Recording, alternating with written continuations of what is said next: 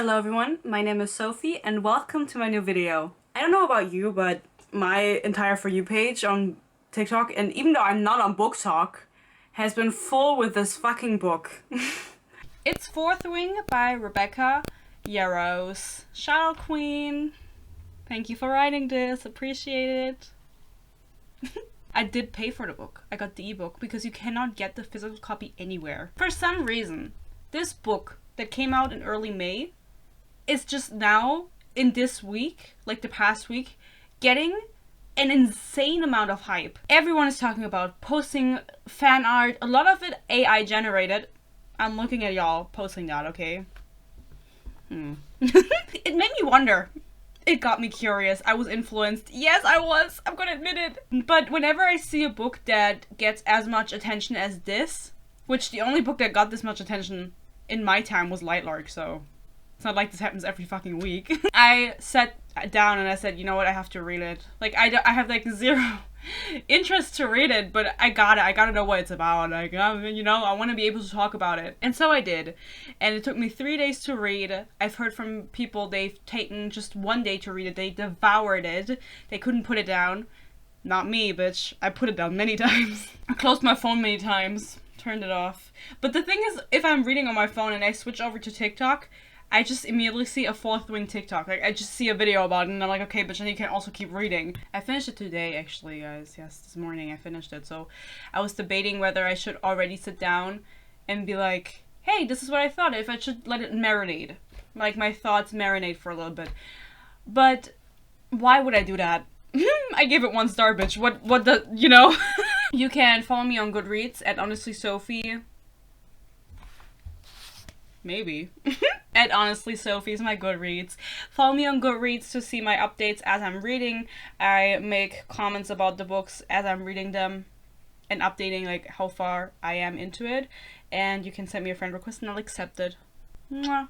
Before I talk any more about it, I want to give a big disclaimer. If you've read this book already and you're here to be like, why the fuck did you not like it? What's she gonna say about it? Please don't be mean to me. I am happy for you if you like the book. As much as I shit on basically every book in existence, whenever someone's like, this book gave me the feeling of whatever, like great feelings, like I've read it 3 times this week, I love it so much, I love the characters, that makes me happy for you. Genuinely. Like, you do you, okay? Everyone's allowed to have a favorite book. I'm gonna enjoy things that you're not gonna enjoy. Reading is subjective. But this book was bad. And so, if you can handle me talking about that, you're allowed to stay, of course. I would be happy for you to stay and listen to me rant. I hope it's gonna be fun. For me, it's gonna be fun anyway, you know? It's also not supposed to be hate on the author. I saw a video of hers on my For You page where she was like, I've never experienced anything like this, because she's been publishing books since 2014, as far as I could tell, and nothing, like, she gets really good reviews on all of her books. They have really good ratings, but nothing like this where everyone's talking about it and shit like that. So she herself said she's so thankful, and she had a really sweet impression to me, but her book was bad, so I'm sorry, Rebecca. You still have a 4.7 rating, you know? It's not gonna change anytime soon. So this is like respectful, maybe. I don't know if I'm gonna get disrespectful. I'm gonna try not to. Actually, now that we're talking about the ratings, let's check on Goodreads. I took a screenshot earlier of the reviews because I felt like they had gone up, not phenomenally. What the fuck is the word I'm looking for? Exceptionally? Tremendously? And I finished it at 4 p.m. 4:01 p.m. to be exact. And I took a screenshot, and at the time it had a 4.7 star average rating on Goodreads, which is insane, especially because the ratings she has is, or at the time was, 83,000. And that's a lot of ratings. I mean, obviously books like Akomov are in the millions, but that's still crazy. So let's see, in the last 4 hours, how many more ratings she has gotten, because as I said, everyone is reading this book at the moment, and that's why I read it, and I'm here for the people who are like, I don't really want to read it, but I don't want to feel left out. Don't worry, I got you. I got you. Okay, it still has 83,000. I just felt like this morning when I looked it had 80,000, so I was confused and took a screenshot. But it does have 700 more ratings than 4 hours ago. So in the last 4 hours, at least 700 people read this book or finished this book and rated it. So that's a lot. We're all in the same boat. What can I say about this book? I didn't really know what it was about, except that there were dragons, and now that I've read it, I'm just gonna give a big... I'm gonna make a big statement. I'm gonna make a statement. This book is on the same level as From Blood and Ash by Jennifer Almentrout, who, of course, also gave praise for this book. Of course she did. It showed on my fucking app. She said, brutal games, grumpy dragons, sizzling sexual tension, a fantasy like you've never read before. Which is a little bit, like, that's a lot to say. You've never read before? Maybe I have. She gave praise for this, and I think that these books are very much, they have the same vibe.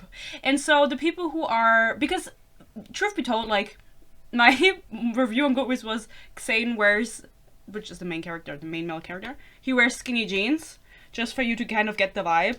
Fuck skinny jeans. But the thing about this book is that it's just, I mean, in the beginning, the first half is not that romance focused, but especially by the second half, it's very romance focused. And so people who read From Blood and Ash, that's also a fantasy romance, they love that shit. They ate it up. They told everyone it was so great. And so many people love, especially the first book.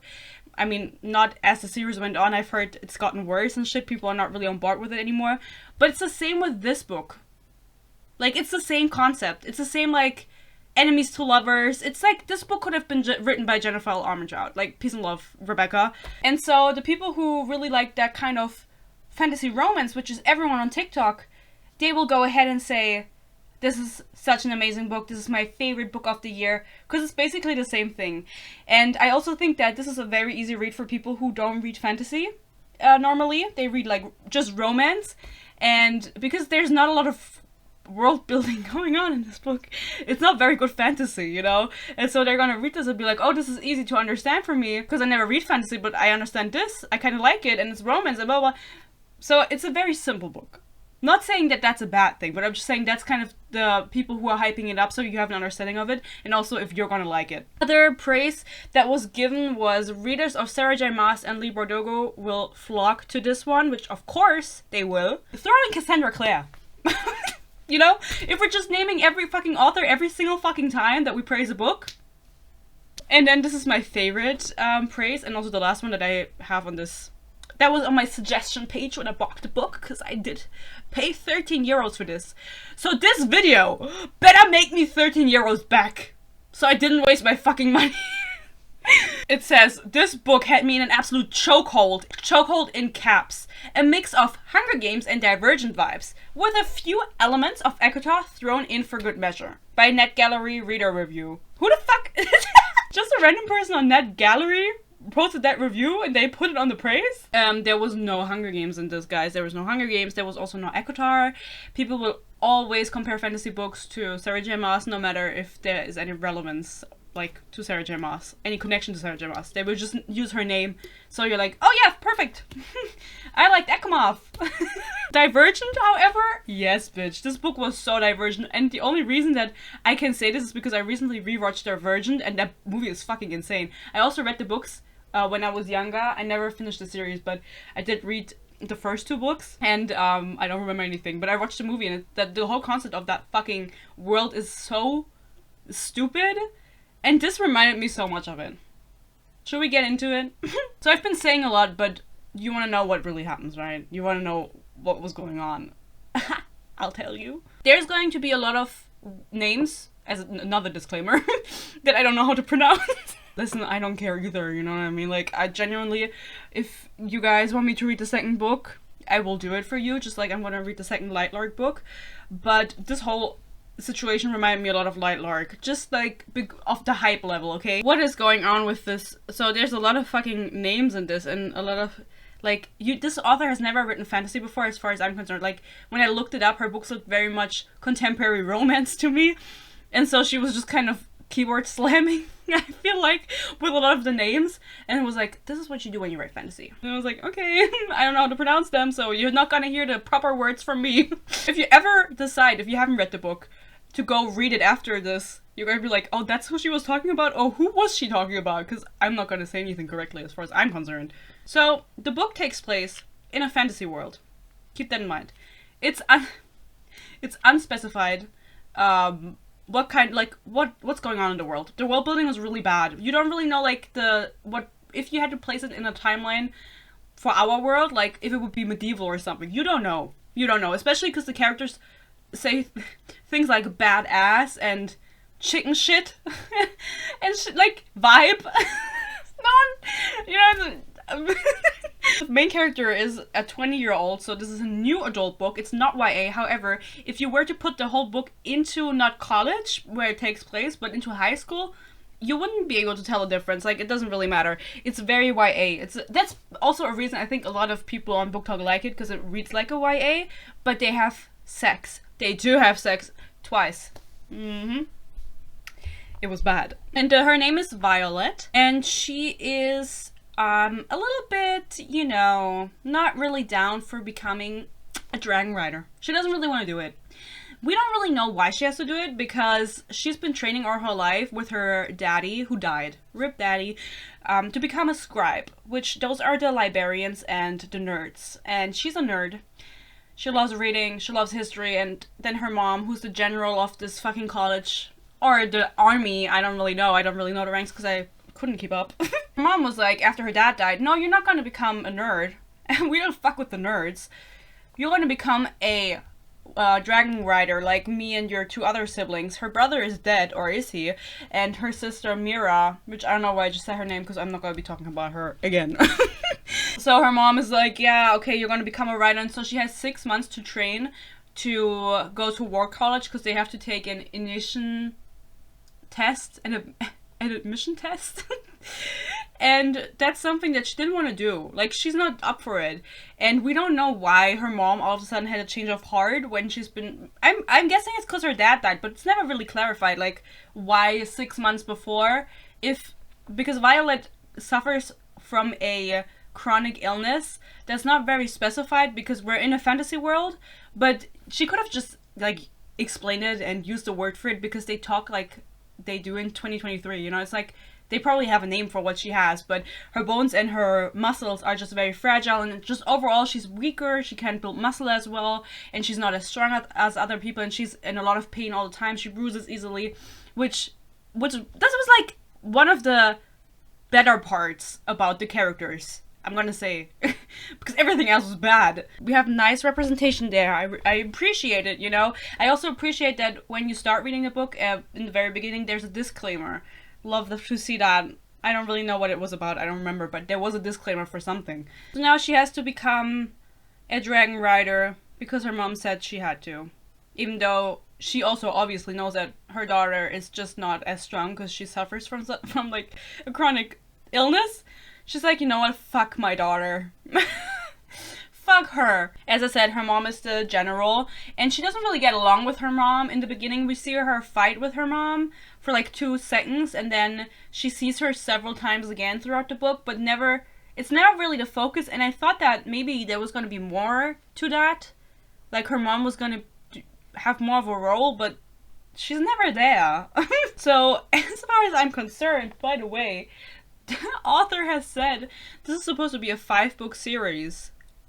5 books, bitch! Just make it a trilogy, guys. Like, I don't know why we have needs for 5 books at this point, especially not if they're of this quality. I'm sorry. And also, I looked it up, and the first book released at the beginning of May this year. Guess when the next book is supposed to come out? Fucking November of this year. I'm just gonna leave it at that. Or maybe I'm not. Why the fuck is she publishing 2 books in 1 year? Why are you doing that? That just, like, doesn't sit right with me. It doesn't sit right with me. I don't... It's like, take your time, girl. But by reading this, I can already tell that maybe you didn't put that much... Stop! She's sweet. I love the author. Love her. Mrs. Yaros, which reminds me of the Turkish word yarak, which means cock. I'm gonna read out this fight that she has with her mom and her sister right before the admission test, before she has to go in. Her sister is still trying to convince her mom that she doesn't have to, that Violet doesn't have to take part in it because she's just more fragile. And I'm just gonna read this out to you So you can't understand what I mean with the vibe is off. With like, we don't know, this is fantasy, but we don't know what kind of fantasy. Like, where is it taking place? Where? No, when is it taking place? Her is never done arguing with Mom, and the frustrating thing about it is that Mom has always respected her for it. Double standard for the win. She's not strong enough, Mom. She's already broken her arm this year. She sprains some joints every other week, and she's not tall enough to mount any dragon big enough to keep her alive in the battle. Seriously, Mira? What? Period. The. Period. Hell. Period. My fingernails bite into my palms as I curl my hands into fists. Knowing my chances of survival are minimal is one thing. Having my sister throw my inadequacies in my face is another. What the hell? That's what I was thinking while reading this. And also, right here we find out that when you have a dragon, because they're just going to war college, they become dragon riders. But when you have a dragon that you bond with, you get magic from them. And they all get individual, like they all have the same kind of base magic, but they all get individual powers. And her mom, as it says here, I'm just gonna read it out. I cringe as the temperature in the room plummets, courtesy of Mom's storm-wielding signet power she channels through her dragon Aimsier. Thanks for explaining it. So her mom can control storms. Her sister can control wards. Not the ones on your feet and hands, but like protective wards. And then we have a scene where her sister is talking to her beforehand, because obviously her sister, she's graduated. Because War College is 3 years, but she's already graduated, she has a dragon, she has a power. She gives her sister advice, Violet, obviously, our main character, before she goes to this conscript, I don't fucking know. The fucking admission test. She has to do some physics, some math, you know. Her sister tells her, I just remembered, stay the hell away from Xaden Ryerson. The air rushes from my lungs. That name. That Xaden Ryerson, she confirms, fear-lazing her gaze. He's a 3rd year and he will kill you the second he finds out who you are. Guess who we're going to fuck later? Xaden. He wears skinny jeans. And he's weird. But it's like, you know, this is the vibe for the whole book. It's weird. Period. I'm just gonna repeat myself over and over again. What is the vibe? They're still talking about fucking Xaden, the dude, which I don't know. I saw someone say Xaden, like with a Z, but his name is spelled with an X. So in my head I was just saying Xaden the whole day. The whole day? Well, yeah. And yesterday and the day before that. Then I was thinking, that was probably just the German in me saying Xaden. Like, I actually think it's Xaden, because you will also say Xavier in English. Or if you want to pronounce the X, you would say Xavier. But you don't say Xaden. But in German you would say Xavier. Or Xavier. And I do. Fuck that guy.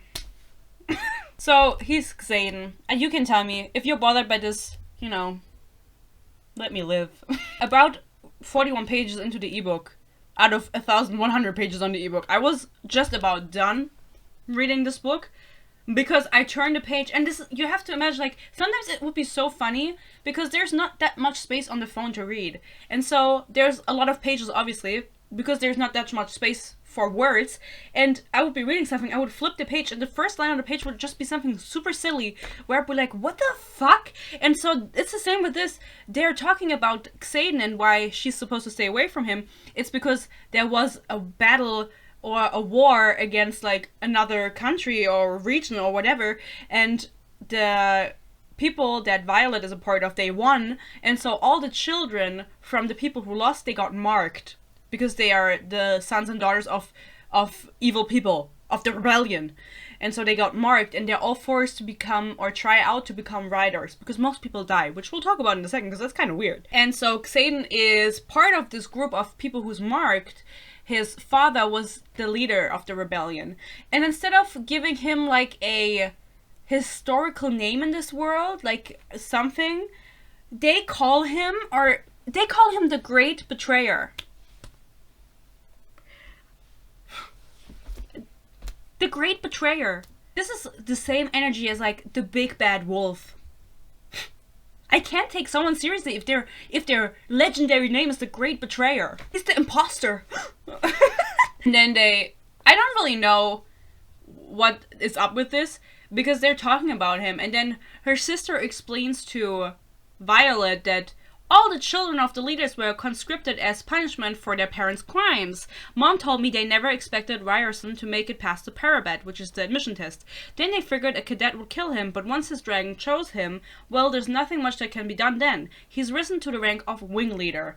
And I don't really understand why her sister has to explain this to her, to Violet, because Violet in this book is supposed to be super smart, because she's been training to become a nerd.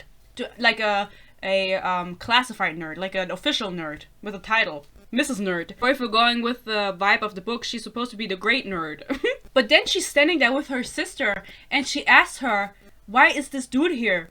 And her sister has to explain to her, well, didn't you know that in the past this and this happened? And it's like, didn't you study history for all of your life for the past 20 years? How do you not know this? The book is very predictable, okay?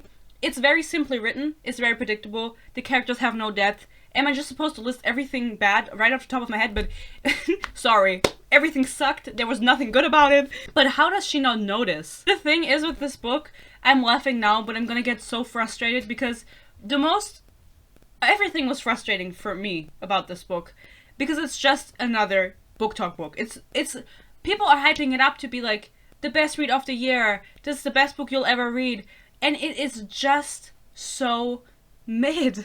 It's just another Booktok book. And as I said, like, people loving this is good for them, but you kind of, because of this hype, go into it with the expectation of it being like way more than it is. And then I read this and I was like, this is literally just from Blood and Ash Core. Like, this is just Jennifer L. Armentrout in a different font. Satan is a super hottie. He fucks. Like, he does, like, he doesn't do in this book, like, he only fucks Violet, but apparently he does. He is so hot that Violet has to mention it every single time that she sees him. Every single time she will say he's so beautiful, he's perfect, he's so chiseled. And I'm not exaggerating this. Every single scene that he appears in, she sees him for the first time in a scene, she will say something about his looks. And that is so insane to me. This is supposed to be enemies to lovers, and you will find out by the end that they were never really enemies. And I fucking hate that. Why are you sitting here calling your book enemies to lovers when the enemy never really wanted to kill the main character? Like, they were never enemies to begin with. They were, like, they always wanted to fuck the whole time. They liked each other the whole time. When were they enemies? Because they weren't in this book. It was, Violet is just kind of stupid. And so she kept thinking, because her sister told her, that he would kill her, she kept thinking to herself, he's gonna kill me. And then even after he saves her and he does several things for her, she still thinks to herself, when is he gonna kill me? He's gonna kill me any minute. And she asks him about it and he's like, I'm not gonna kill you. And she's like, oh my god, when is he gonna kill me? And it gets on your fucking nerves, just as it gets on your nerves that he's so beautiful. And also, every time that he looks at her, her scalp tingles. She gets tingles. And that's a really weird way to describe, like, why does her scalp tingle? Like, what? It's... The third turns in my direction and my heart simply ... stops. He's tall with windblown black hair and dark brows. Imagine he had bleached brows. He doesn't, because he wears skinny jeans. The line of his jaw is strong and covered by warm, tawny skin and dark stubble. And when he folds his arms across his torso, the muscles in his chest and arms ripple, moving in a way that makes me swallow. And his eyes ... His eyes are the shade of gold-flecked onyx. The contrast is startling, jaw-dropping even.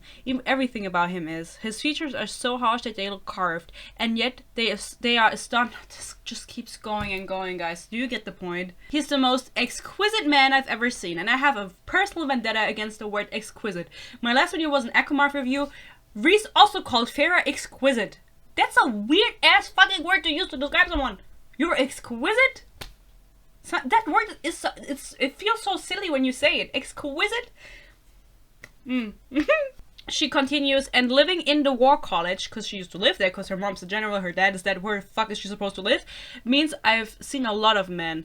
And then you think, okay, she sees him for the first time, she established that he's hot. No, this is 3 pages of her thinking, you are hot. She says, and this is a fantasy. This is they don't have, like, electricity, okay? She says, flaming hot, scorching hot, get you into trouble and you like it level of hot.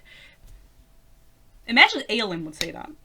Imagine. She is about to do the admission test and he is admissioning the new admissions, and so she is walking up to him and she thinks, good gods, I don't even reach his collarbone.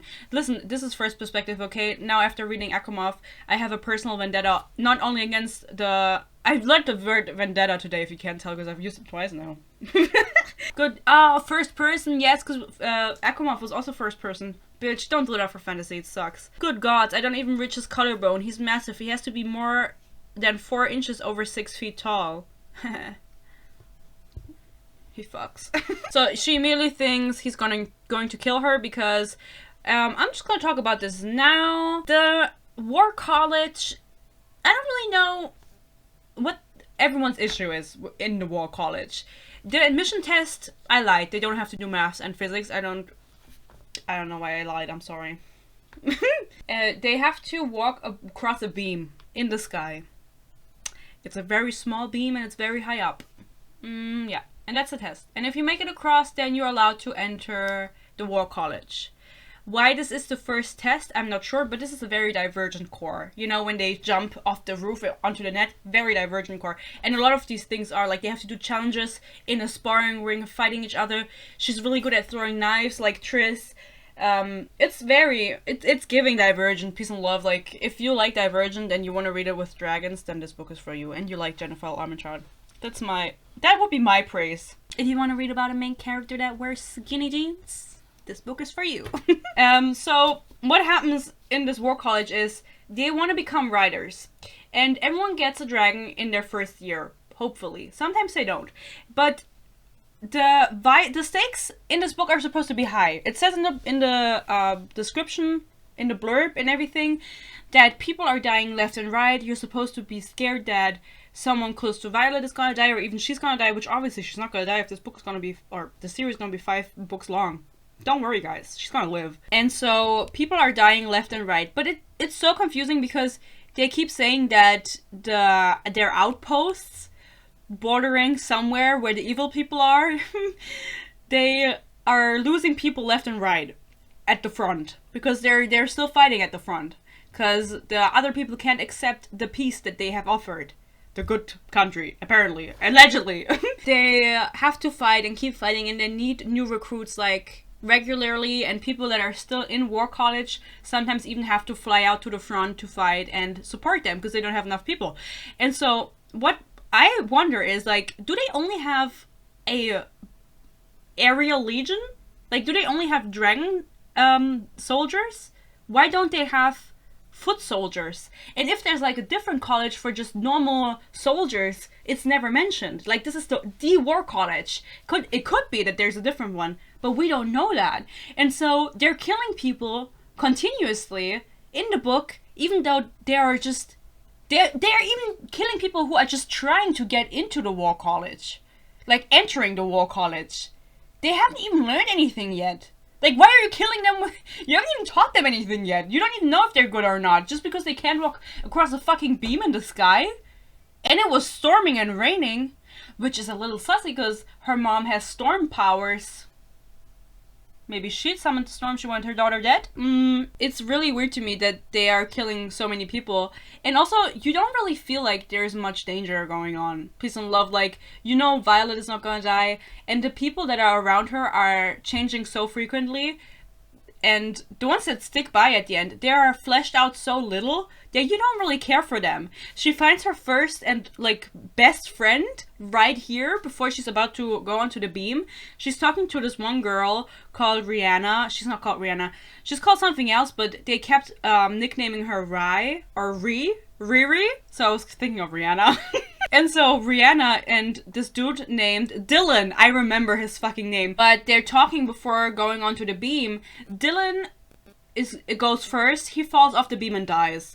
And this is supposed to show you, like, it doesn't, like, you're not supposed to make friends, everyone can die any minute. He didn't even make it into the college, he slipped off the beam and died. And it's like, I don't know who Dylan is, I don't care about Dylan. And then Rihanna, her friend, she has very, like, soft boots or something. Like the soles of the boots aren't sticky, and so it's raining, it's pouring, it rains, it pours, and so Violet is like, hey, let's switch boots, even though they don't even have the same size shoe, the same shoe size, and she doesn't know this girl. She just started talking to her. She's like, let's swap one boot. So you have one good boot and one bad boot, because she has really good boots. Violet has like just got new boots from her sister, and then that's how they become friends. And I don't know a single thing about Rihanna.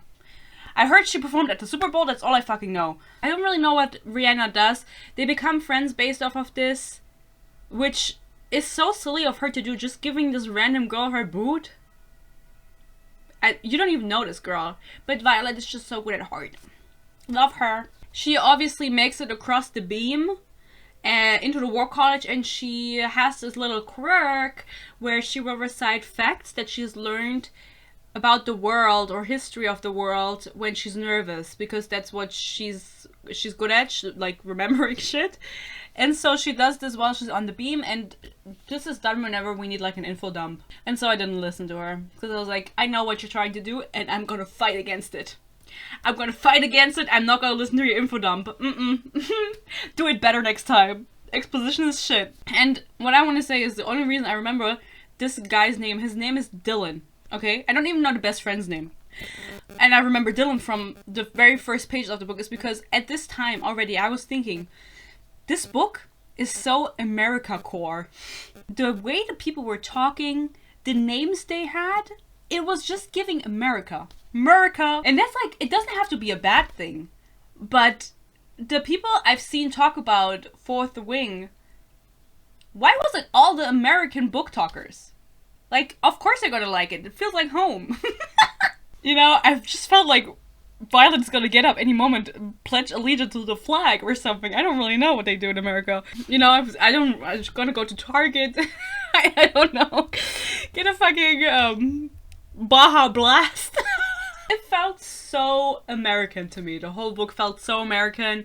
The way that Violet was talking, because she was talking like someone would talk today, and it also very peace and love, millennial. It's just, that was the vibe I was getting. And so the names also, she meets a dude later, his name is Liam. Xaden also to me is a very American name, like with the X. Just like that one picture of the woman who's pregnant and crossing out the names, and the name is Kaylee and it's really spelled weird. And that's like the vibe I was getting from this book, and the skinny jeans. Xaden is the type of dude that has like a clock and a lion and a rose and maybe even an eagle tattooed on him, you know? Because that's American. Her friend Rihanna also makes it across the beam, obviously. She stays alive the whole book, don't worry. Rihanna has said before they went onto the beam that becoming a writer has been her dream her whole life. Okay? Her entire life. And so they get across the beam, and they're getting a brief of, because now they're choosing factions. Well, they're already in Dauntless, but like within Dauntless, they're choosing in like sections and wings and shit like that. There's 4 wings with I think 4 sections.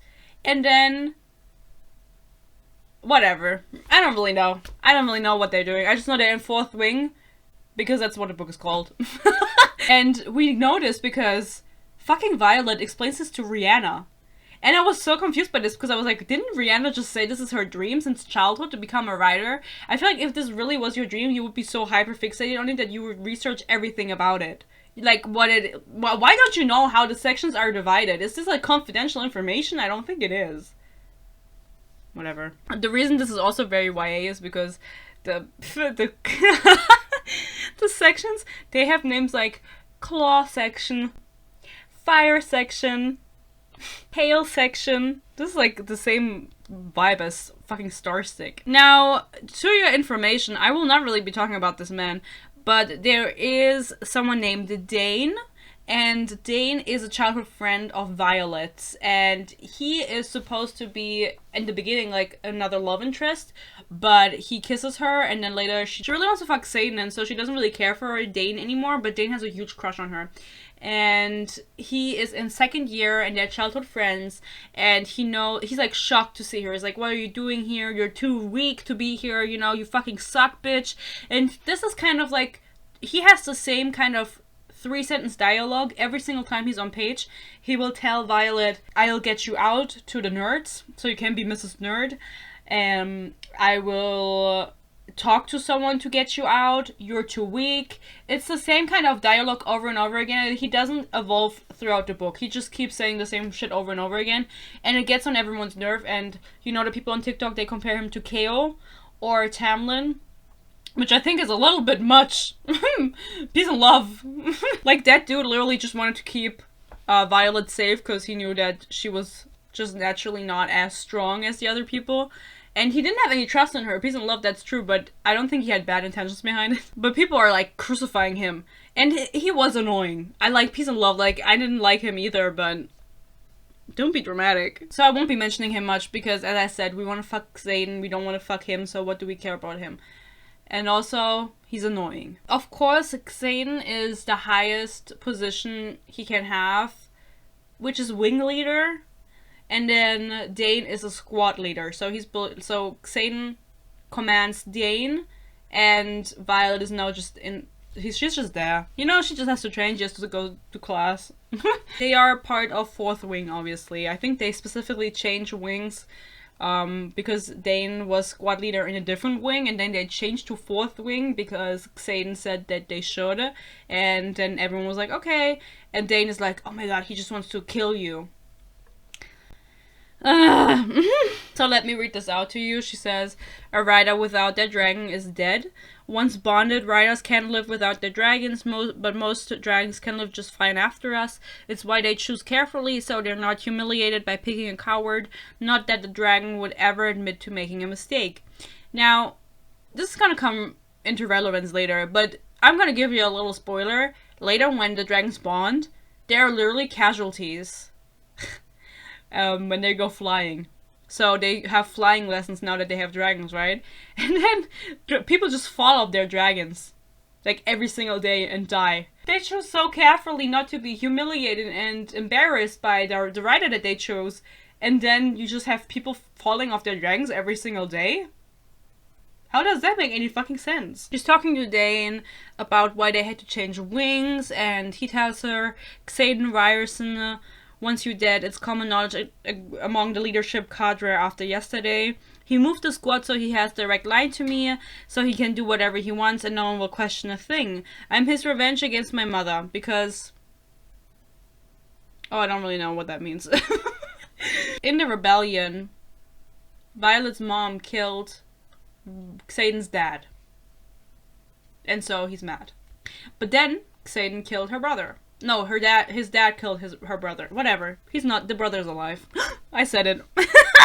He's fucking alive, bitch. I will talk about it later. It's so stupid. This woman was truly, like, I don't know how long ago she announced this, how long this was in the works, but she was really trying to get into that fucking word count, because tell me why she wrote, some riders have the same signets, fire wielding, ice wielding, and water wielding are just a few of the most common signet powers, all useful in battle. Then there are the signets that make a rider extraordinary. And why did she list them all? Like, why didn't she say fire, ice, and water wielding? Why should she say fire wielding, ice wielding? Like, girl, condense it. She says that her mother can wield the power of storms. Then the dude that is above her mom, named Melgren, he can see the outcome of battles, but only if there's not more than 3 of the rebellion people together, which is something that we find out later, which is such a weird detail, because she's like, it's forbidden for groups of more than 3 people to hang out if they are, like, rebellion children, if they're marked. And the reason for that is because the dude cannot see the outcome of battles if it's more than 3. Why? Why is his power directly tied to the rebellion children? So weird. Dane confesses that he can read a person's recent memories. That's his power. But only if he puts his hands on the person. And I don't know if this means, because he says on the temples later, but he does touch her a lot throughout the book, so he is constantly basically reading her fucking memories.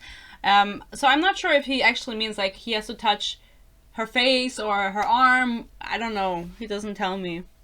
Please tell me, Dane. Another issue that I had with this book was the pacing.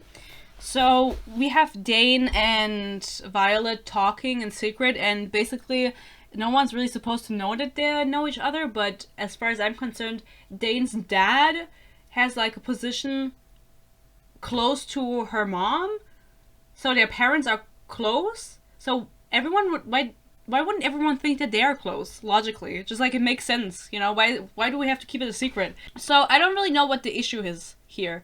I'm gonna read this page out to you, and you can give me your opinion, but I genuinely don't understand it, especially because right after the scene, we don't get any revelation or any, like, anything. She's just in class. Like, there's nothing after. It skips to her being in class, okay? Listen to me. She's talking to Dane, and Xaden catches them. And obviously he's above Dane, so he can command him and stuff like that, because he's his boss, basically. And he goes, the few cadets who are still in the rotunda? What the fuck is a rotunda? Turn to look at us. Let me guess, Xaden continues, glancing between Dane and me. Childhood friends? First loves, even? He can't hurt you without cause, right? I whisper, without cause, and calling a quorum of wing leaders because you're a squad leader. Article 4, Section 3. Correct, Dane answers, but not bothering to lower his voice. But you're not. I expected you to do a better job of hiding where your affections lie, Atus, which is Dane. Xaden moves, walking down the steps. Shit, shit, shit. Run, Violet, Dane orders me. Now. I bolt.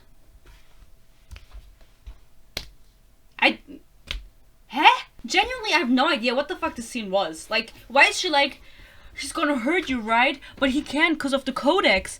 And then Dane is like, yeah, he can't hurt me because of the codex, but you, on the other hand, he could hurt you because of the codex. And then she runs away. But then the next scene, she's in class. So what happened in between that? Why did she run? Why did he tell her to run? I don't get it. What did he think he was gonna do in the rotunda? The pacing in this book is really weird. We have a lot of time jumps, so basically the author just kind of wants to give you the main events that are happening, and she doesn't want to write anything in between that, which in consequence means that you don't really get to know any of the characters, because they have very basic personalities, like a goofy dude, the best friend, a dude that wants to kill her, but nothing beyond that. Like, beyond that one personality trait, there's nothing. And I thought that was really sad.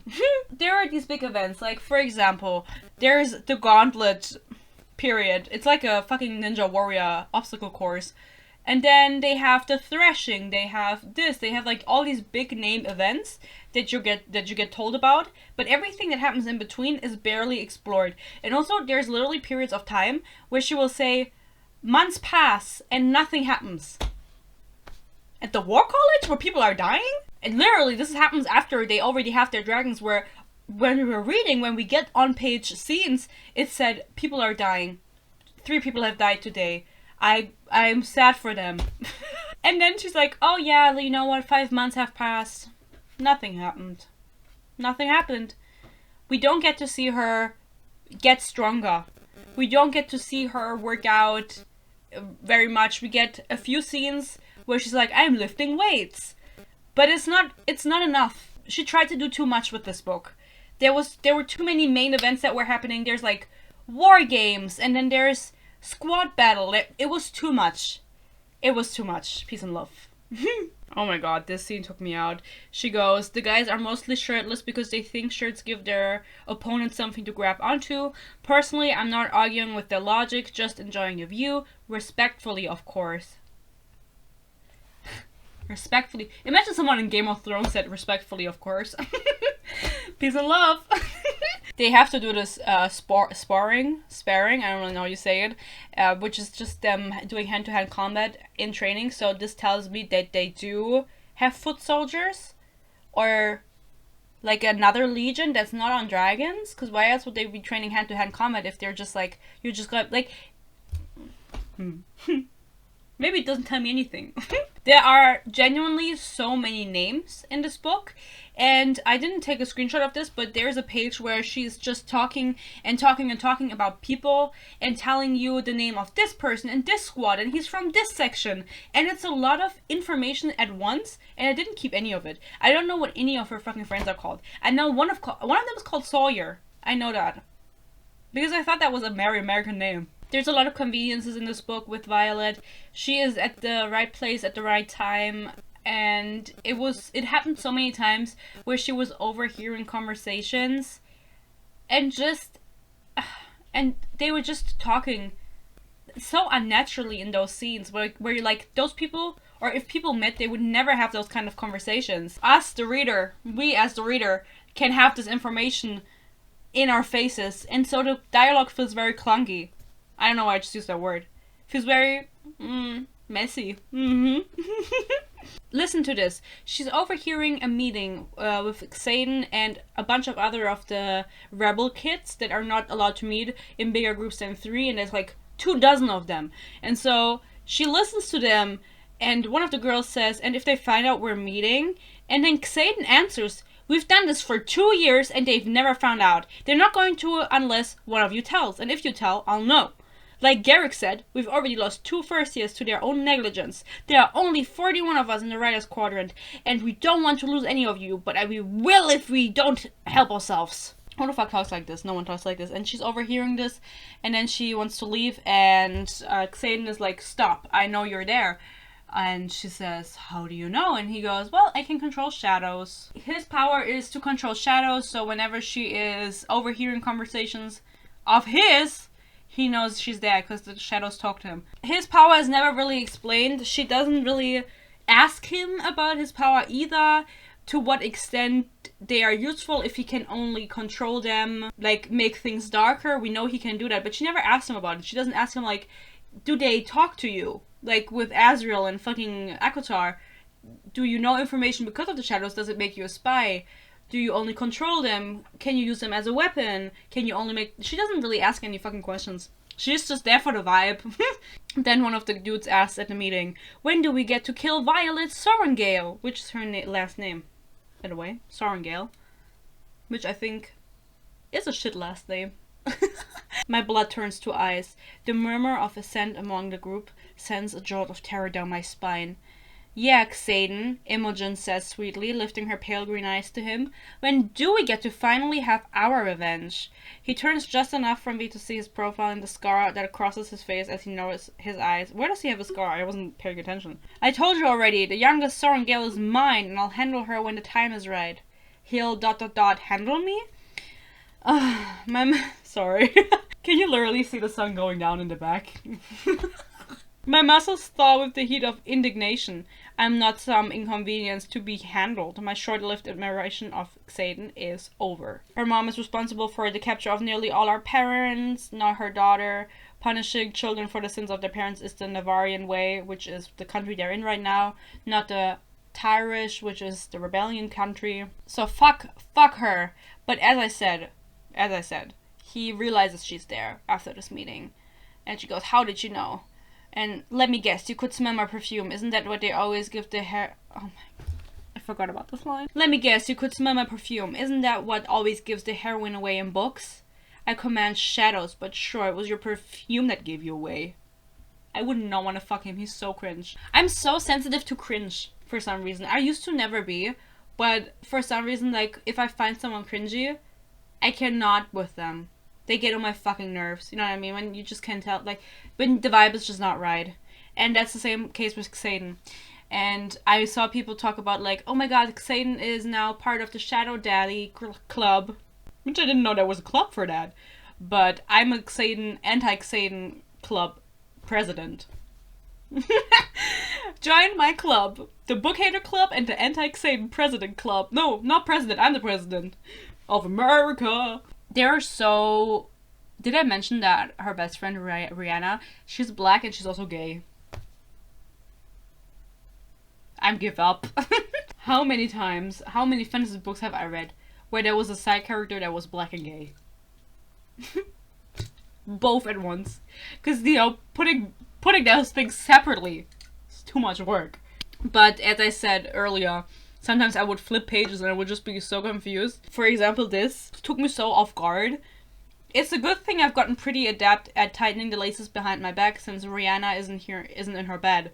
At least one of us is getting a few much needed orgasms. And I was like, oh my god, what? She would randomly drop lines about sex, and it just gave me the vibe like she's never had sex before. However, she has, and we will learn that later, guys. She fucks Xaden. I was gonna say she pegs him, but I don't think he would allow that. I don't think he would want to get pegged. Peace and love, like, he's not the type of guy. He can't even get the jeans down because they're too skinny. The challenges start, which means that they have to fight assigned opponents in the ring. And Violet has this little book that is her brother, or was her brother's, and then it was her sister's, and now her sister gave it to her, which is actually like, it's like the book of secrets, and we don't get to know what it says in there. She never talks about what it says in there. I think she reads out like 1 or 2 paragraphs, and then it's like, okay, whatever, we just trust you that it says in there. Or that the things that you do, it says in there, because she kind of figures out how the opponents are paired up. And so she can predict who she's going to be assigned next. And so she takes up kitchen duty, and she goes to the kitchen and poisons the people's food whenever she has to fight them, on the day she has to fight them. But just the one person, so it's not too obvious. It starts when she poisons this one dude's eggs, and she fights him, and then she wins, because she's not that good at physical fighting, because she's a little bit weaker than the others. And so that's just what she does for every single fight, and I won't be talking about it. It's just her poisoning them in different ways. One of them, later on, in the second round, when they're already... she gets a dragon, you know? And after that, they still have to do the challenges in sparring. I don't really know what happens if you lose. Do you get killed? Is it like in Divergent when you become homeless? So, they're talking about dragons in Dragon class. So we can find out about what dragon, what's her name, Violet, gets to bond with, because obviously we're just waiting for them to reveal the most rare dragon. So to figure that out, because we're in a fantasy. They're talking about Scale. I don't know how you say her name. It's the dragon of Xaden. She's a girly. She's one of the girls, you know. She's blue, and they're talking about how ruthless she is, and they say she even bonded the relative of one of her previous riders, which you all know is typically forbidden, but Scale does whatever she wants whenever she wants. So why are there even rules if she can just do that? And also, why is it forbidden? We don't know. It just is, you know, it's none of our business. Don't ask the fucking questions. He reveals that there is a very rare dragon, and it's the black dragon. Oh my god. And there's one that's bonded, and he's bonded to the general that I mentioned earlier that can see battles outcomes. I don't remember his name. Melvin or something. He's bonded to him, but there's one more, and those are the only 2 in existence. And that dude, he's a man. The dragon is a man. He's middle-aged, apparently, because he's like a little bit over 100. That means he's middle-aged. And he has not been seen in 5 years. And of course we will not see him for another 5 pages, because he's going to come in 10 pages and bond with her. This is where I got a little bit confused. This book wants to be fantasy in a fantastical world, in a made-up world, but it abides by the rules of our world, apparently, because I didn't really notice before. I know they mentioned the month October before, but I wasn't really registering it, because probably like there's a lot of cringy things that I just didn't notice anymore. But in this paragraph, she says the last challenge in August. And I was like, wait, did she just say August? Like she didn't mean a person named August. She meant the month August. So that means they follow our Roman calendar? Fantasy worlds don't mention the calendar, because why the fuck would they have our calendar with our month names? Why would they have that? It's fantasy. This is just like, this is what gave me the rest, guys. Like, peace and love. August, October, and then once I noticed this, she kept coming with the months. She's like, October, December, January. At least come up with something else. Why the fuck would she have our calendar in our world? Is Rome a thing? They have, at this point, her and Xaden hardly interacted with one another. They barely talk. Maybe they did off-screen, because as I said, we only really get the major events that happened. If not, we get time skips from August to January or some shit like that. There's this one girl, she thinks that Xaden is fucking, and later it turns out they're not fucking. But she thinks that, and so she goes, "The bitter, illogical taste of jealousy fills my mouth, but there's no time to examine that particular oddity, not when there's only seconds before he's in front of me again." She wants to fuck him so bad, she gets jealous when he looks at other women. They've barely talked, guys. Is this the kind of romance you want? Like, on what basis are they building their relationship? On none, because they don't talk. Do they have hobbies? "He's not in my squad. He can kill me without punishment." I fling a dagger straight at his ridiculously well-sculpted chest. He almost kills her on the mat. And I'm gonna read it out to you, okay? So you can struggle with me. I slip one of my last daggers free and go for his shoulder. He seizes my wrist and pins it above my head. Shit, shit, shit. Heat rushes up my neck and flames lick my cheeks as he lowers his face so his lips are only inches away from mine. I can make out every speck of gold in his onyx eyes, every bump and ridge of his scar. And I don't think he has, like, acne, because she would have mentioned it. Beautiful, period. Fucking, period. Asshole, period. My breath catches and my body warms the traitorous bitch. You're not attracted to toxic men, I remind myself, and yet here I am, getting all attracted. I have been since the first second I saw him. I feel like I'm being honest. This is the type of shit that makes me want to never read a fucking book again. As I said, like, because I don't want to be mean, I imagine people are watching this who don't know who I am. And I don't want to be mean, because, like, if you like this, you like this, but just believe me when I say there's better shit out there. I haven't found it yet. But I believe there is. Why are we saying this is enemies to lovers? If they are never truly been enemies, he's been wanting to fuck her. He never made any attempts to kill her. They are supposed to be enemies because of their parents who fought and killed each other's families and shit. But they are not truly enemies because they have no feud between them, personally. They just want to fuck. And this is another piece of dialogue to make it more clear to you that the author genuinely, like Rebecca, Peace and Love You, genuinely think we're stupid. They're talking about the Gauntlet, which is the Ninja Warrior course they have to take. Besides, it's not called the Gauntlet because it weeds out cadets. It's called the Gauntlet because this is the cliff that guards the Vale, which is where the dragons live. Plus actual gauntlets, and then he explains, armored gloves made of metal are slippery as hell, and the name stuck about 20 years ago. He explains to me in dialogue what a fucking gauntlet is? Does he truly believe that, because he's saying this to the students, this is a professor talking to the students, that they don't know what a fucking gauntlet is? What's his name? Xaden. Ryan?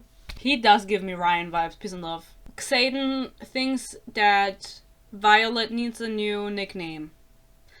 And nicknames never slay. You can guess what name he calls her. You will not guess it. It's fucking Violence. He calls her Violence, and he's like, that fits you, because you are violent. And then she says, don't call me that. I don't like it. And he says, I will call you whatever I want. Fuck consent. No, he's our consent king, of course. When they fuck later, he's like, I will not do it. Like, he mentions, like, 20 times. I will not do anything if she doesn't want me to. I will not do anything. It's like, we believe you. But you do call her a nickname that she didn't want, and that also sucks. He calls her Violence because he's like, you are violent. And I don't really think that this fits her very well, because she makes a big point of not wanting to kill people. And she doesn't kill anyone until, like, almost the end of the book out of necessity to protect herself. So it wasn't even like a kill out of, like, for any good reason. Well, protecting yourself is a good reason. But it's not like she killed someone because she's violent and she just felt like killing someone and everyone in this war college is constantly killing each other, so she also had to join in. She just killed someone because she had to defend herself. She's not violent at all. She doesn't exude any violence. Personally, I also just think that the nickname is very cringe. I mean, I've said before, I don't really like it. You can say about it what you want, and I feel like I have to speed up because we have a lot to go through, guys. We have a lot to go through, I'm so sorry. At this Ninja Warrior course, where they're training to become ninja warriors, they have different obstacles they have to manage to get to the top. And the reason they have to do this is because at the top is like a plane where they beat the dragons later. And there's one girl that she talks to and she has a name, I don't remember it, because there were too many fucking names. And she's talking about, oh my god, when I was younger, My dad would always make obstacle course for us. Like, he's a ninja warrior. I want to become a ninja warrior. And so this is so fun. I'm so practiced in this. And then she falls to her death on her first try. And it's so you believe that there are stakes. Like, you can die any fucking moment. Like, anyone, nobody is safe. Nobody's safe. Not even violence. But I just didn't care. Like, why would I care about the Dylan dude dying? I don't know him. Why would I care about this random woman dying? Girl, I wouldn't even care if Violet dies and she's the main character. She's talking to Xaden for some reason, and he tells her what's wrong because she's very frustrated because she can't make it up the gauntlet all the way, the Ninja Warrior course. She's just too weak. And then he says, what the fuck is wrong? She goes, nothing. He wouldn't understand. He's a damned wing leader, which means he's excelled at everything in the quadrant, even somehow managing to get past his own last name. And it was like, girl, he's asking you what's wrong. The meeting that he had with the 24 people, that's not allowed, that's not legal. He literally asked the first years, like, what are you struggling with? What can we help you with? How can we make you survive this? And she's still like, ugh, he wouldn't understand. Men don't get it. I think you're the problem. I don't really know what he's saying here. He goes, because... Do you want to know why you're still alive? Because you're the scale I currently judge myself against every night. Every day I let you live, I get to convince myself that there's still a part of me that's a decent person. So if you want to quit, then please spare me the temptation and fucking quit. But if you want to do something, then do it. I don't really know what his issue is either.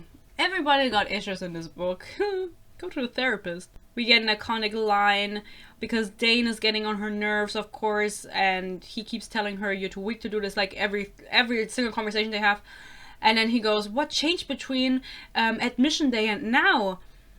And guess what she says? It's the end of a chapter, it's a little hint. She says, me. They do the gauntlet thing, and Violet actually makes it up the gauntlet and the Ninja Warrior course up to the dragons, of course, which is amazing. And then, for some reason, the dragons have their own laws, okay? And they have to present themselves in front of the dragons before they bond with them or have a chance to bond with them. So the dragons get an idea of who they are. And they just have to walk in a parade, basically, across this field with a bunch of dragons. I think 70 dragons lined up. That's a lot of dragons. And they're really big, so they take up a lot of space. And they just walk in a line in front of the dragons, so the dragons can judge them. And then they're said to talk to each other, because then the dragons get an idea of their personalities.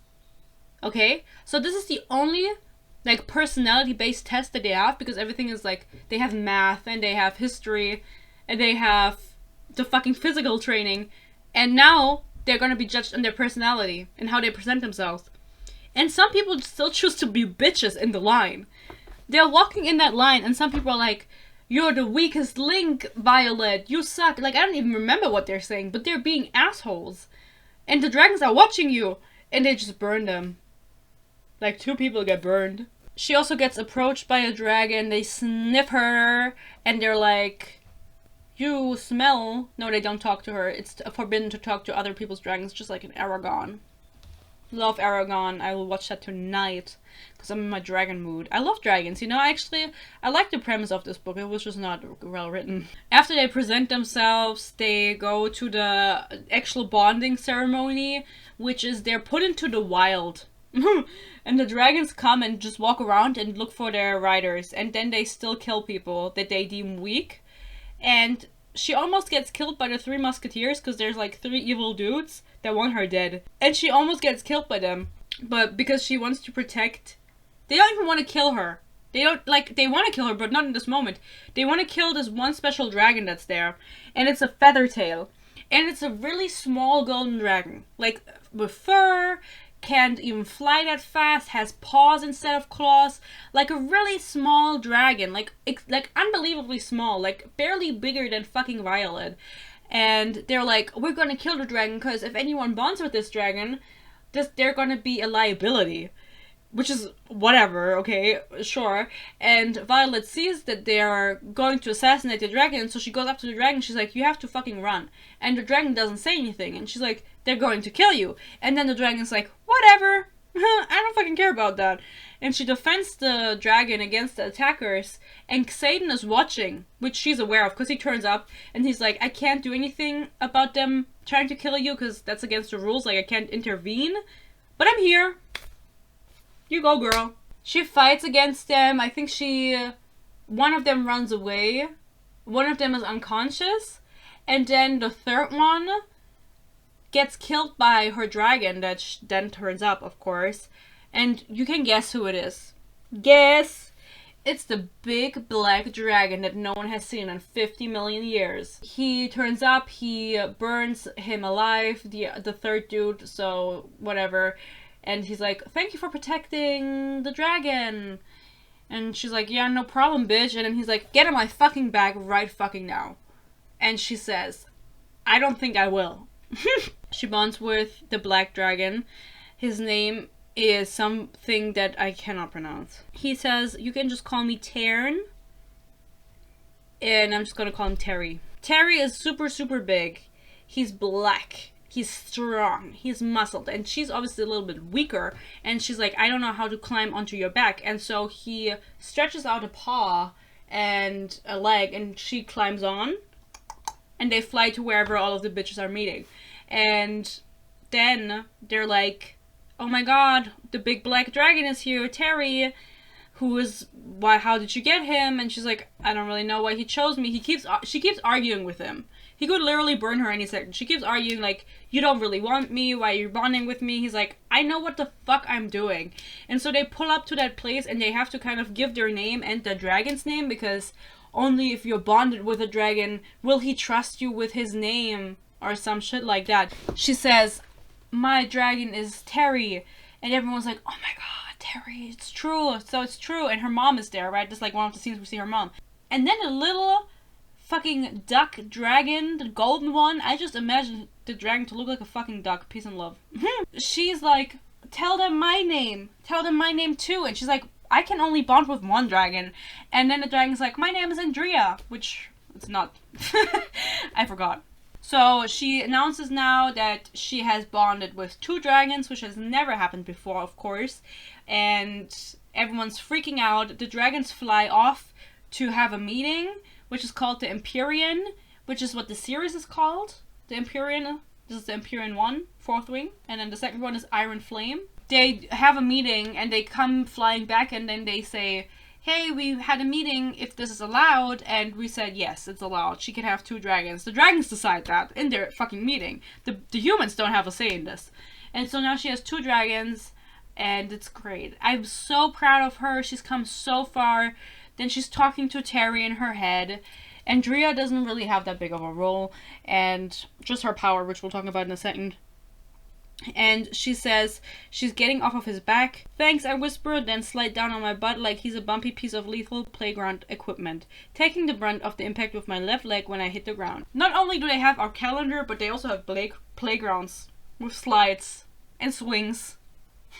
And you know what they don't have? Healthcare. 2 dragons. I have ... 2 dragons. The generals have been screaming at each other for the last half hour and long enough for a chill to settle in the night air and for an instructor I've never met to sew up both sides of my arm. Her bestie also, of course, makes it. She bonds with a dragon named Fergie or something along those lines, and all of her friends around her tell her like their dragon names. And I don't know any of them. I just know that that Rihanna is with Fergie. Music girlies unite. She has a conversation with Dane. This is before they decide that before the dragons decide that she's allowed to have 2 dragons. She has a conversation with Dane where he tells her, if they make you choose, you have to choose Andrea. And she's like, can you fuck off? Peace and love. Because he keeps coming to her being like, you cannot fly with Terry, he's too big. He's gonna kill you, blah, blah, blah. And Dane, honestly, like, I don't want to talk about him anymore. I'm not gonna mention him anymore. It's revealed that there are mated dragons, and that means that these dragons can't be separated for long, and it's like a bond that goes deeper than anything a human will understand, because we don't have faith, so we need something else for the two main characters to be able to communicate in their minds. And so because Terry and Sergei, or whatever the fuck Satan's dragon's name is, are mated, that means that they can all talk to each other, like all four of them / all five of them with Andrea in the mix, but fuck that fucking dragon, no one cares about her. The four of them can talk with each other, which usually isn't allowed, that you talk to another rider's dragon. It's like a law or whatever, because we're in Aragon. But for them it's allowed because they're mated. Dragons are mated, and so they individually, Satan and Violet, can also talk to each other mentally. Slay! Love that! They are a mated pair, Terry and Sergei, the strongest bonded in centuries. And she didn't know this, because she studied all her life in the fucking library, documenting everything, but she doesn't know this at all. And this means that the dragons cannot be separated from one another for long amounts of times. I think they figure out at some point that the maximum is like 3 days. I don't know what happens if they're separated for longer than 3 days, if they're going to start going crazy or whatever. They're just not going to do it. They're just not going to try. This obviously also means that when Xaden, who's a third year, is going to graduate, and what's her name, Violet, is still in school, they're going to have to figure something out, because Xaden is going to be sent to the front, and Violet would have to be left behind, but she has to be with her dragon, and he has to be with his dragon, but they're mated, so they have to be together. So it's a little bit complicated, and we figure out that the longest they can be separated is 3 days, and that's just kind of it. Like, we now know that they will need to figure something out, and that they cannot be separated. Like, either she's going to go to the front with him, or he's not going to go to the front for another 2 years and stay behind training or become a professor or whatever. And we know this, and during like the second portion of the book, it becomes so romance focused, and we kind of lose any other plot that was going on before, because we have the bonding is over, the training is basically over, like they're just training, whatever, like nothing is really happening in the second half. And so she keeps trying to make this an issue, that they cannot be separated for long. It's not an issue. Like, we know they can't be separated for long. You're gonna stay together one way or another, like all of your lives. Why does she keep bringing it up? I don't know. She keeps bringing it up. Then we have Dane kissing her after she bonds, and he touches her face. Oh my god, because he's reading her memories, of course. And I wanted to say something else, but I forgot. I'm really over it, guys. Like, I've been consuming so much content about this book the entire day, and I cannot wait for me to be done talking about this, but we're only 500 pages in to the ebook. They also believe now that the whole bonded thing is happening, that obviously they're tied together and they can talk to each other mentally, her and Xaden. But she also thinks, or they think, that if one of them dies, that means the other person also dies. I don't really know where they got that idea from. Maybe I missed it, but they just kind of accept this fate, and they're like, if you die, I die, so now we can't kill each other anymore. Or he can't kill her anymore, which he never tried on doing anyway. But we're happy for her. She thirsts over Xaden a bit more. I'm not going to read it out. I think we get the point. I'm kind of over it. One of the random side characters also can read thoughts, we find out. Because he just runs into the courtyard and he's like, I can hear your thoughts. And then one of the professor comes and just snaps his neck. We don't know why. Later on, and like by the end of the book, she talks. Wait, I'm gonna take a nap. By the end of the book, she asks her professor who snapped the neck, like, why can't they live? And this is another thing where I'm like, why are you asking him that if you are the smart girl that studied all her life? I just don't get it. What the fuck was she reading in the fucking library? She was reading the Playboy magazine. Then some bitches try to kill her in her sleep, assassinate her, because they believe that if she dies, the dragon, Terry, they don't care about Andrea, but they think that Terry will bond with another dragon, with another rider, I mean. So they want to kill her because they're jealous. And it's like 7 people trying to kill her. It's like only one of you would get him, if even. Because like, who's saying that if fucking Violet dies, the dragon would be willing to find another rider? Who's saying that? That's what they're saying, but I don't know who's saying that. And it's just so weird that they're trying to kill each other constantly. Because if you don't get a dragon, there's usually not enough dragon for every rider. You have a chance if one of the riders dies, you can try to claim the dragon. You can repeat your first year. You have so many possibilities of becoming a rider. Why are we killing each other? I don't get it. We're in a war college. Like, we need people for the war. All of the important things don't get explained, you know. Why she all of a sudden had to change her mind because of her mom and start training 6 months ago to become a rider. Why she couldn't become a Mrs. Nerd. Also, at some point, the dragon makes her see through his eyes, which only happens once and then never again. And it's never explained. She never wonders about this. She never asks any fucking question about this. Another question that doesn't get answered is, why aren't you subscribed? Are you subscribed to me? Please subscribe. And also, I don't get why her dragon isn't channeling any power to her. Because that's kind of what we're waiting for at this point. For her dragon to channel power into her. So she can use magic. Because before that, she can't just automatically use magic. She has to wait until her dragon channels it through her. Why isn't he doing this in this moment to save her? Because I think she's dreaming and then he screams in her dream, wake up! And she wakes up, but you could have just used power, maybe. Maybe. The small dragon decides, you know what, I'm gonna step in, and she channels a little bit of her power, or actually all of her fucking power, through Violet, and that power is stopping time, which is slay. She stops time for a couple of seconds, and gets out of her bedroom, and then Xaden is right outside, and he's also frozen in time, and she runs to him, and then time resumes, and she's like, they're trying to kill me, and he just kills them on the spot. Love him. My king.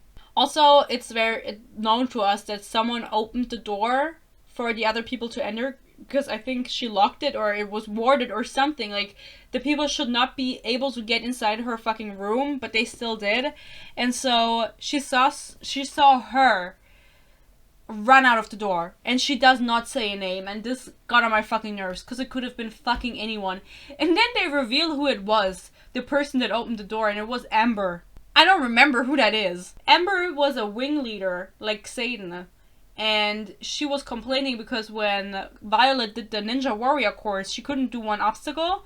And she kind of cheated a little bit to manage that obstacle because she couldn't do it the normal way. And then Amber was like, oh, she's cheating. We can't let her win this. Like, this is not fair. And then she's just kind of been anti-Violet the whole time. So she let these people into Violet's room to kill her. And Violet saw her, and then she gets killed by Terry. But I don't really know. So, Xaden takes her to the dragons. And we get the reveal that the little small dragon that doesn't have any claws and is super small and super soft and super playful and childlike is a child. I don't really know why no one has ever seen a baby dragon. They say that it's like a rule. They protect their children until they are old enough to bond. And I don't know. It's just another one of those things where it's like, no one in the world could guess that that baby dragon was a baby dragon. That, like, a dragon that obviously looks like a baby dragon. You can't imagine a dragon in small? Feathertails shouldn't bond because they can accidentally give their powers to humans. Dragons can channel. Not really. But we're big. But we're all born with something special. I don't really know. This dragon also talks like a child. She gets on my fucking nerves. People are like, oh my god, cute little dragon. Need her to shut up. Gave my gift directly to you because I'm still a feathertail, which feathertail is like code language for baby, I think, because they don't have a developed tail yet, like a morning star tail or shit like that. You're still a feathertail? Yes, for another couple of years probably. Then Violet goes, you're a hatchling, and Andrea goes, I'm 2, bitch. She'll be fully grown in a year or 2, but some are slower than others. And if I thought she'd actually bond, I would have objected harder to her right of benefication, which the right of benefication is never explained again. She tells her, okay, thank you for telling me this. I won't use your power without your consent, because that's kind of the issue. This is, oh yeah, that's why, now I remember. That's why they don't let babies bond, because they can't channel their power, really. They can't control it, how much they give to the human. They just give everything they have. And so if humans found out about this, they would just bond with babies so that they could have all of the power from the baby, not really caring about the dragon. Like, not caring not caring about it, but she just said that. Oh, I'm sweating, guys. But anyway, Amber gets killed. She was also sweating when she was incinerated. She has an argument with Dane after Amber is killed, because he's like, don't kill her. And then Violet's like, she literally wanted to kill me. Like, she let 7 people into my room to kill me. And Dane is like, I don't think so. Show me your memories. And she's like, no, I'm not going to do that. Because then you can see that I stopped time, and that's a secret. She kind of holds her ground in the argument. She's just arguing with him. She's like, you're being annoying, stop being annoying. And then the dragons in her head go, you held your own and controlled your temper. She's ready, Andrea says. She's ready, he agrees. And she doesn't really think about this until later that night, when she can start feeling like energy going through her body. And it means that the dragon started channeling his power. She's ready to channel his power. And for some reason, I don't know if he like forgot that he's doing this, because he starts fucking his dragon mate. So the 2 dragons are fucking.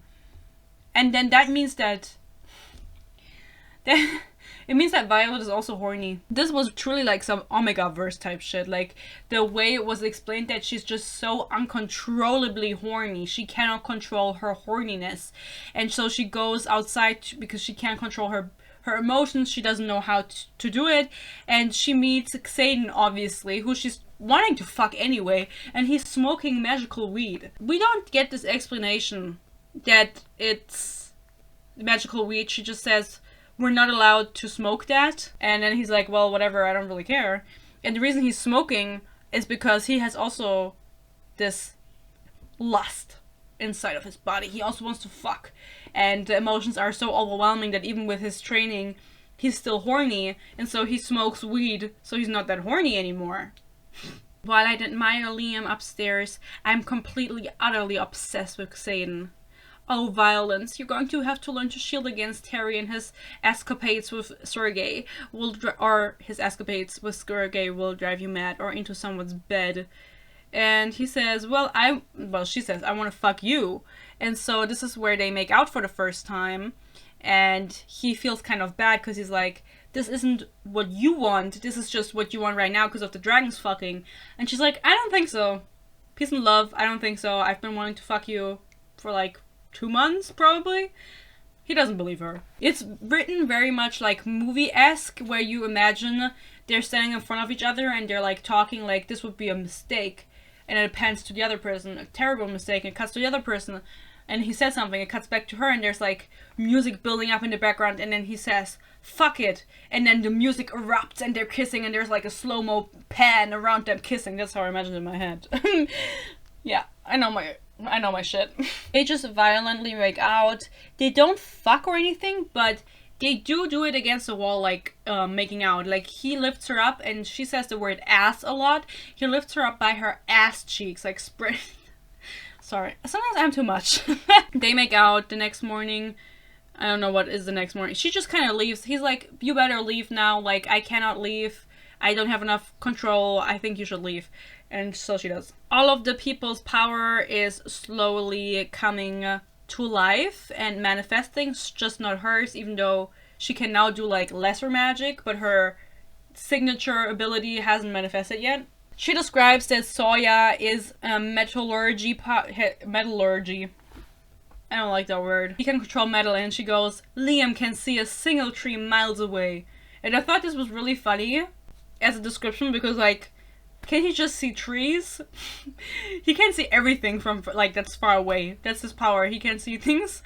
But the way she describes it sounds like he could just see trees really well. That's like his power. Just the trees. Liam is her bodyguard that is also, he's one of the, what's it called? Rebellion kids, and he's friends with Xaden, and he has to take care of Violet or shadow her because she got attacked in her sleep. And then Xaden said, I want someone to be with you at all times, and that's Liam, but he's blonde, so we don't really care about him. He does die in the end. We barely get, this is at the point where a lot of the skipping starts with the time over several months. We don't really get to see much of the dragons, I'm going to be honest. Everyone's hyping this up because of the dragons, and I think those are like the coolest things in this book, the coolest aspect about this book. But we don't get to see them very much. They're not they don't make that many appearances, which is kind of sad. Because as I said, I think she just kind of tried to do too much in this book, with too many events that were going on in the first year. She wanted to cover the whole first year, but I think she could have cut it down on events that happened and gave us a little bit more stuff in between of Violet training, becoming stronger, a little bit more conversations with side characters, just so she could have a personality, you know. They have to do another challenge, which I don't remember what this was called, but they have to break into something of their choice and steal something of their choice that would be of great value to an enemy. That's the challenge.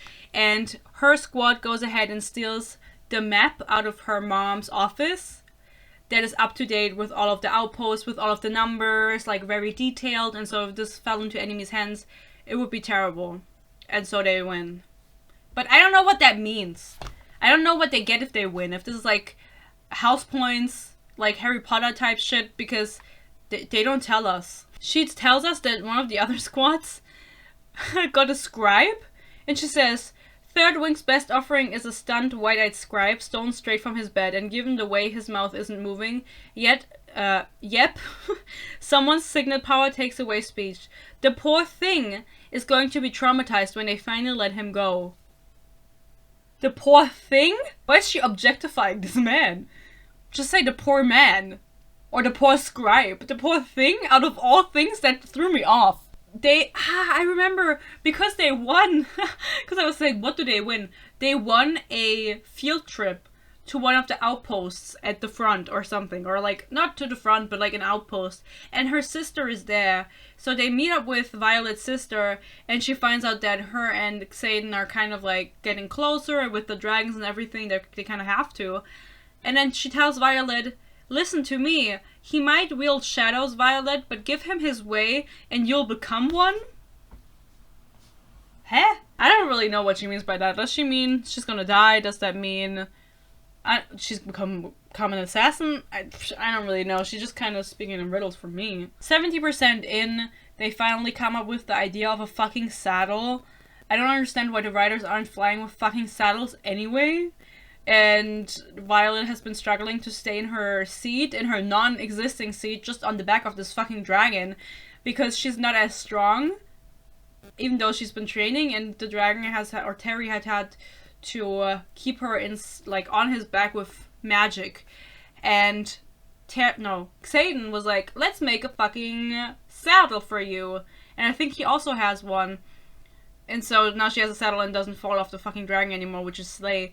And for some reason the dragon can take it off and put it on himself, which I don't really know how that works. Because, like, does he have thumbs? I don't know what they're doing, if I'm being honest, but she finds out that her power is to control lightning. I'm sorry, like, I'm really over it. She controls lightning, which is her signature ability, and that's when she kills a guy.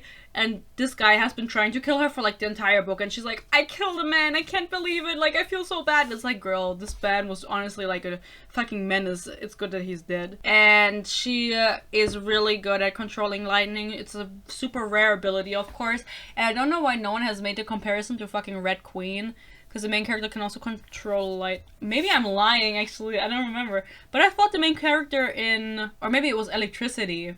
But I don't remember exactly in Red Queen what she could control. But, what's her name? Violet. Her hair at the ends is silver. And that's the same thing that happens to the main character in Red Queen. So why has no one drawn that comparison yet? It's literally the same thing. She is super good at her ability. Her hair, by the way, is also a liability. Because everyone that is a writer has their hair short, basically. Because it's just, it gets in your way. People grab it. And she's like, I'm not gonna cut my fucking hair. And her mother was sick with some kind of disease when she was pregnant with Violet, which is why they think she has this chronic illness, and also why her hair fades into silver. I'm sure there's some more shit to it, but, you know, we don't care about that today. They finally fuck. Can you tell how excited I am? They fuck, and it's really cringy sex. It's like they are having full conversations throughout their fucking. Like, about the world, about the economic state of the world. He goes, I always fucking want you. He groans as I squeeze. What does he squeeze? Just her cooch? You walk into a room and I can't look away. I get anywhere near you and this is what happens. Instantly hard. Fucking hell, I can barely think when you're around. Wanting you is not the problem here. Then what is? I'm trying to do the honorable thing and not take advantage of you after you've had a shit day. And she's like literally been telling him like, fuck me, please. Like she tells him multiple times in this conversation that they're having, I need cock. If I honestly get my hands on you, I don't know if I'll be able to stop. He would. I know it in my soul. That's why I trust him with my body. My heart? It isn't playing into his decision. Stop being so fucking honorable and fuck me, Xaden. I don't know, I think Xaden is not a good name to moan. When I was writing my review, I have to be honest, I was kind of... My review? I said this like I was writing like an in-depth review on Goodreads. I just wrote that he wears skinny jeans. When I was coming up with a review, to kind of sum up my feelings, because I like to condense it to like 2 sentences at max, preferably a few words, I was debating whether I should write that he wears skinny jeans, because that's honestly like what he does. Peace and love, like you can't convince me otherwise. If I see any fan art of him in loose pants, I don't believe it. They are having sex. Almost. He's fingering her. This sex scene was so weird, guys. Like, there were so many aspects about it. I wish I would have filmed my reaction. His fingers slide under my underwear and stroke my slickened core, and a moan tumbles from my lips. His touch is electric. So damn soft. To come back to the review, I was debating whether to write the skinny jeans one or ask when she had time to shave her coochie. He's fingering her. His fingers are on her vagina. When did she have time? Like, so damn soft. That's suggesting to me she did her like whole routine, exfoliating, peeling, aftershave cream. She got like a new razor just for this moment. I don't really know. How is her pussy soft? You're at war college. When did you have time to shave your cooch? Yeah, anyway. What am I supposed to tell you? They fuck in her room, and it's super crazy because when they're fucking, there's like lightning striking outside. It's the same as like the mountains in Ecuador rumbling when they fuck. It's the same vibe, and it's just like so... I'm so over it, y'all. I'm asking you to fuck me. And then she says, oh yeah, she says, I take the fertility suppressants. And then she goes, of course we both do. Equality, but also fertility suppressants? Just say birth control at this point. You've established you have the Roman calendar, you have playgrounds, you say badass multiple times. I think you can say birth control. They fucked like all over the room, which is the most random thing, because I was so confused where they were, because when he entered the room she was throwing daggers, and so I thought she was in the training room, but she's in her room and she was just throwing daggers in her room. And he comes inside and the first place they are is against the door, and then he lifts her up by her ass cheeks again, spreading them, puts her on the desk, and then he's like, fuck this desk, takes her up, puts her against the closet. The whole time, they're like he's doing a fucking room tour. He's like carrying her the whole time on his cock. And around the whole fucking, like, there's a bed. Like, I don't want to be boring here, but just lay down on the bed. Takes her to the closet. Closet fucking sucks. They shatter it. Takes her to the window. She burns the curtain. And then he finally takes her to the floor. Then after they're like, oh my god, the bed is the only thing we didn't wreck. And I thought this was so funny, because he's also coming, and she says, I love his loss of control just as much as I fear my own, and when I swirl my hips, woo, he groans, arcing his neck as he thrusts once, twice. On the third, he shouts. Ah! What the fuck is he shouting? Shouting? Why not, like, that's such a weird term. Just write grounds or something, like, oh, not groans, sorry, I don't know how to pronounce English words. He just has, like, a high-pitched scream. Yeah, I don't know, they both come, which I'm so happy they do, you know? Would have been so unsatisfying if they didn't. Because, as I said, there's not much going on in the second half until the end. We need kind of a new conflict, and so the first one is her thinking the whole time what's gonna happen because of our dragons, and the second one is him telling her, don't fall for me. At this point, we're 70% in the book. If you want to pull the whole don't fall for me, you would have either had them fucked sooner, or in the next book. The space that we have now, the last 30%, is not enough to resolve this. And so it feels very forced, because they kind of settle this argument very quickly with the "don't fall for me," where they're like, never mind, we're and she like tries to convince him then in class and shit, like, okay, if I'm not allowed to fall for you and you're not accepting that you also have fallen for me and you're in love with me, then we're not gonna fuck again. And they keep teasing each other, and she genuinely tells him, I love you, after they fuck. She loves him. She tells him multiple times, I love you. He never once says, I love you back. He tells her, don't fall for me. They are both very clearly in, like, not, well, they are in love, but to me, the reader, it's just a little weird, because they don't talk. Why are they in love? Because they like fucking each other? That's all it takes sometimes. Using the word badass is so millennial to me. Because she's like, I'm now a certified badass. Oh my god, who the fuck talks like that? Again, I don't know if they were ever truly enemies, because they're talking about the past. I saw Dane kiss you after a thrashing and nearly lost my shit. If I didn't already love him, that might have pushed me over the edge. You wanted me then? I've wanted you from the first second I saw you, Violence.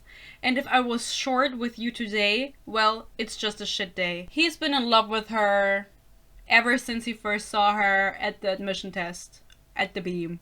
At the gymnastics test. So he was never truly going to kill her. I mean, I've said it before, you know.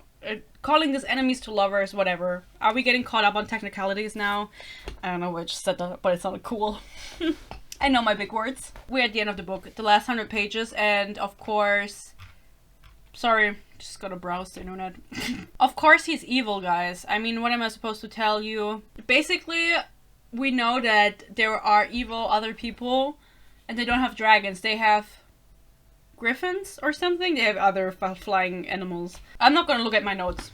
I don't care anymore. I don't want to read this fucking book anymore. They have a final game before graduating first year. Before they're finally, like, done for the year. And it's called a war game. And they are sent to outposts, every wing.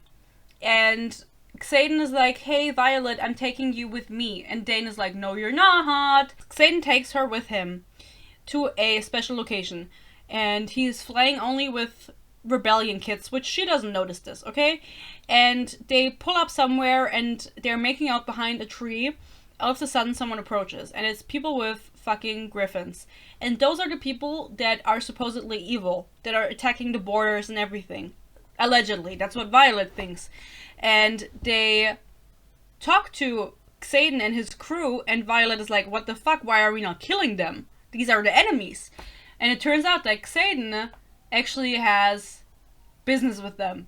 He's a businessman. He's been trading with them, or giving them weapons. Definitely giving them weapons. I don't know if they've been trading. And this is Hochverrat. What is that in English? I know what that is in English. Wait, give me a second. Treason. High treason? No, it's just treason. She's like, I've kept your secrets all this time, you can trust me, and you still didn't tell me about this, because she sometimes caught him flying out, and he was overall very sussy. Like, you knew that there was something going on with him, but she just didn't connect the dots, because she's not that smart, apparently. He's been giving them weapons, and she's like, why the fuck would they need weapons? And it turns out that there is this folklore book that she got from her dad, and he would tell her that it is a folklore book, and it's just there to scare children. And she could not find this book in the archives. It was nowhere to be found. She didn't think of this as, like, super sussy, because every book is in the archive, just not this book that her dad read to her as a child. Who, her dad was, of course, a big nerd. A big one, like Mr. Nerd. She doesn't think of this as sussy. She eventually gets the book back from her sister, who kept it for her while she was in training. And she finds a note in this book that says, like, I don't remember what it said, but it said something like, that's what it said. It said, like, it takes one ruler to change history, blah, blah, blah. And so what he meant by that was that this was not a folklore book, necessarily. It was actual history.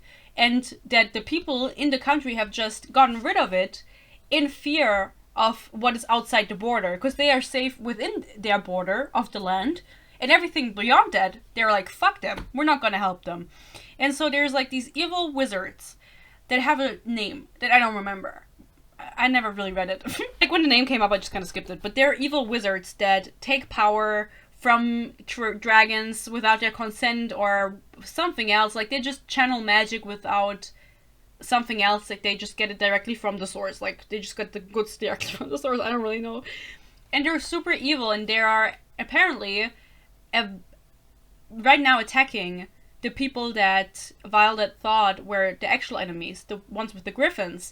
But Xaden has been giving the people with the griffins weapons so they can defend themselves against the evil wizards, because the only thing that can kill an evil wizard is a weapon made out of a ward stone, because of the wards around the country that are protecting it from the evil wizards.